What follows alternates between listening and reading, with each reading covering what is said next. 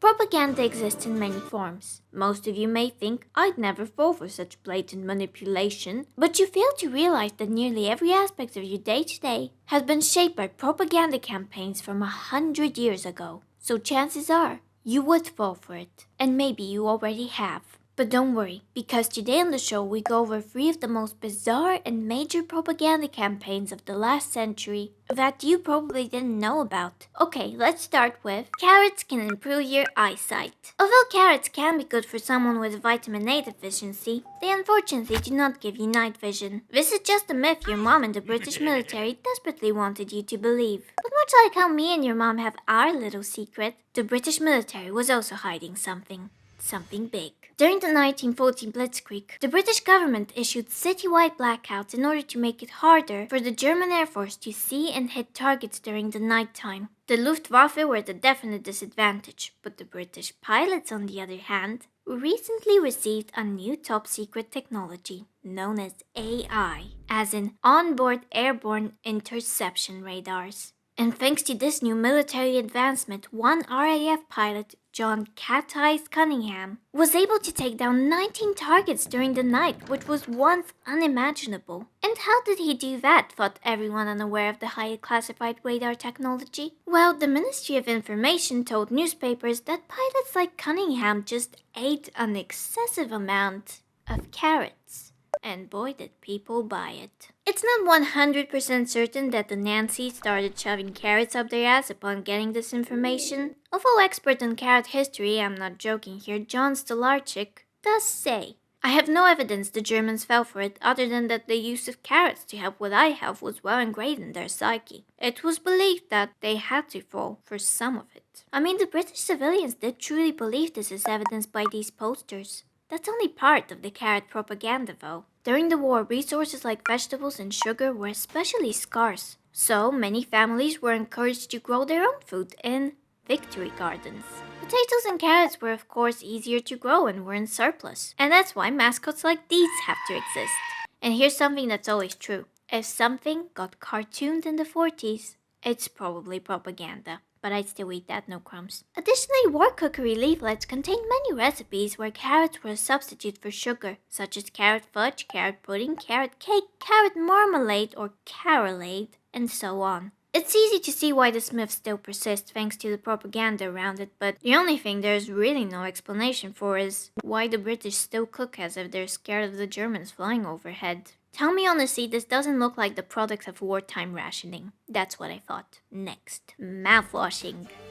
See, jingle jingle, I said your favorite word. Sorry, I need viewer attention, and Big Mouthwash invented a disease so they can sell you floor cleaner, so listen. Halitosis is not a medical condition you would need to be worried about before the 1920s. Listerine, named after the inventor of antiseptics, John Lister, was created a bit before that in 1880. And it was literally whatever you needed it to be. You could wash your feet with it, you could clean your floors with it, and you could treat your gonorrhea with it. And yes, this magical liquid was also advertised to dental clinics as a solution for killing germs in the mouth. However, as you might have guessed, nobody wanted to put gonorrhea foot wash up their yap. Not until 1920, when the father and son owners of the company thought of a genius, evil idea, which was using a scary Latin word to create a brand new disease that they coincidentally had the cure for. And it wasn't just any disease, it was a disease that made you unpopular. So they were targeting people's self-esteem and social anxiety, which wasn't unheard of at that point in self-care marketing. And Listerine apparently also worked as a treatment for other unpleasant things. It was an anti-dandruff shampoo as well as a deodorant. But today we know it as a mouthwash because the halitosis campaign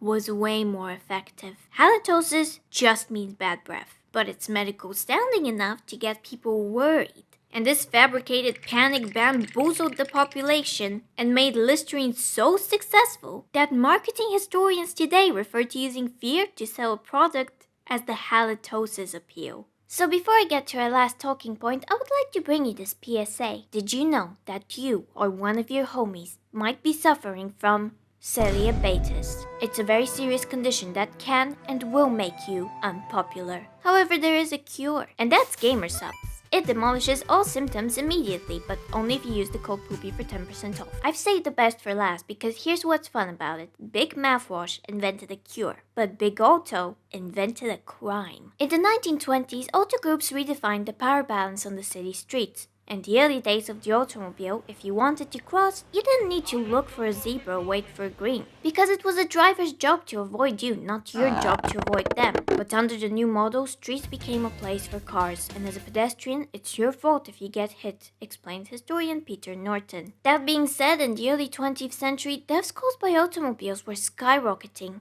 And it wasn't the drivers being harmed, it was the pedestrians, a majority of which were elderly people and children. The newspapers reported these traffic deaths in detail and published cartoons demonizing automobiles, so public view was certainly not in favor of cars. They weren't seen as necessary, in fact, they were violent intruders. In Cincinnati, there was even a petition signed by 42,000 people that called for limiting their speed to 25 miles per hour. And Kansas City passed the first ordinance that required pedestrians to only cross where there are crosswalks. All the while, automakers, dealers, and enthusiast groups worked with the government to create even stricter rules that would be used around the country. But here's the thing.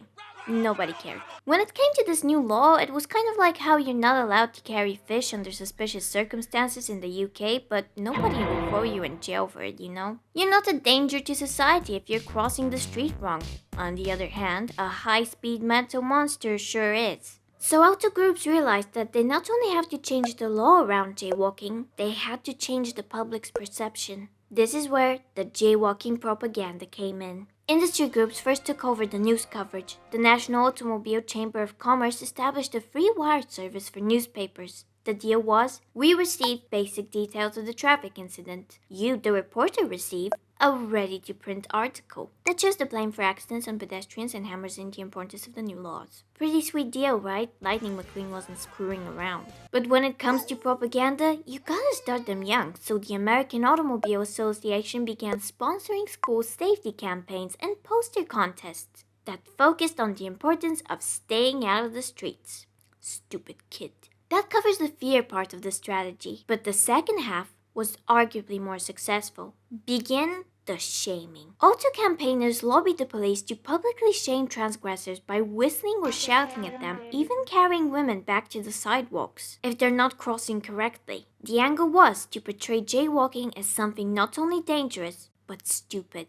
And to make that as clear as possible, stage safety campaigns often dressed actors as clowns. A New York campaign in particular consisted of a slow-moving Model T hitting a jaywalking clown repeatedly.